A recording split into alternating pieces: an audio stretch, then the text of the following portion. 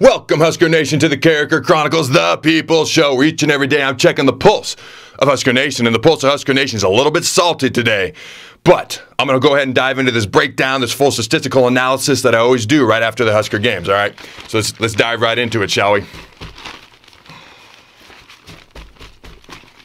You know what?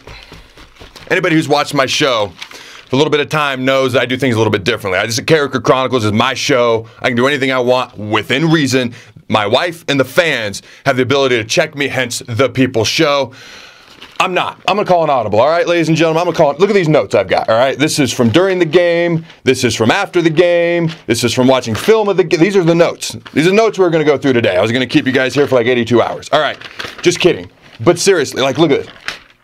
This last game was about so much more than just one singular game. The fact, okay, all right, so let's do this. Let's do this. Briefly look at the defense. The defense played a lot better.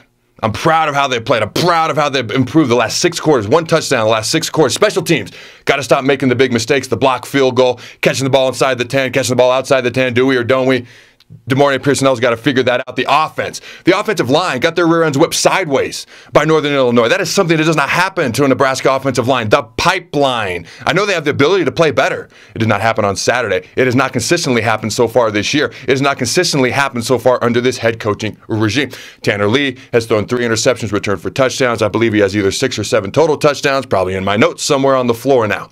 So I can try to make you feel better by saying that Northern Illinois is one of the best non-Power 5 teams in the country that there is, because they are. They played in 6 in the last 7 MAC championship games. The last 10 times they played a Big Ten team, they beat them 6 times. They're 6-4 against Big Ten teams. The problem is, you look at some of these other things, and I'm as optimistic as anybody, all right? But I'm a little bit fired up, if you couldn't tell. The bottom line is, in the last 59 years, 3 times the Huskers have started 1-2. Twice in the past 3 under Coach Riley's regime. So let's look at this thing. How do we fix this thing as a general whole? Looking at the big picture, if you will. I'm going to start out with recruiting. It's awesome that we got this pipeline, this Husker-Braska, Calabraska pipeline that we got going. That's phenomenal. I'm glad we're getting these highly recruited guys. I'm glad we're bringing in these skill position guys. The issue is offense fills the stands. Defense wins games. The trenches wins championships, ladies and gentlemen. We need to start recruiting the big boys. We need to start recruiting the offensive linemen, the defensive linemen, the trenches, the beef. And we need to start recruiting from the inside out. We need to start in the side as a state of Nebraska. The boys who understand what that N on the helmet represents. Not that somebody else can't understand it as well, but my point is, when it's your lifelong dream, it means something different. You're going to practice harder. You're going to watch film more. You're going to work longer in the weight room. It's going to reverberate to everyone else who may or may not quite comprehend what the N on that helmet truly represents. And I think we also need to stop lowering the expectations. I think that's where this game kind of hit rock bottom for some people. After the game, I heard some of the players refer to hiccups. There were hiccups in this game. This game was a hiccup. And that bothered me a little bit. Hiccups.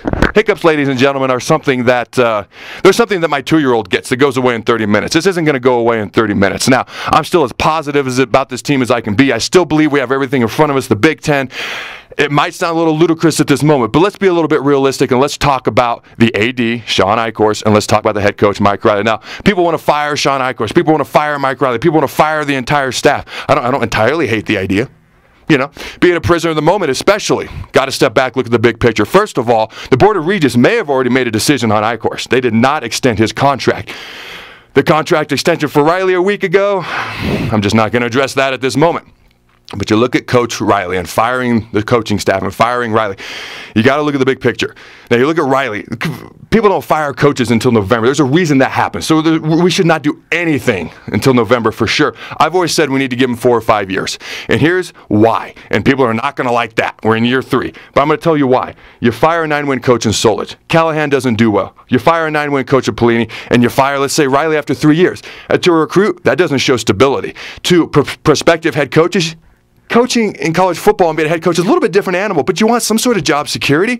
You got families, you got mouths to feed, you want a little bit of that security. Would you go somewhere where there's not job security? Look at the big picture, ladies and gentlemen. Next year's schedule is brutal. Again, in my notes somewhere, I think I have the whole schedule written. I think we play Michigan, Ohio State, Michigan State, Iowa, Wisconsin, a much improved Colorado team. I'm not sure if Penn State's on there again or not. It's one of those things where I think the Patriots are on there at the end of this. I think King Kong's our first game of the year. We're going to learn a lot about this team next year, and people are like, great, now we're going to get our rear ends whipped sideways every game next year.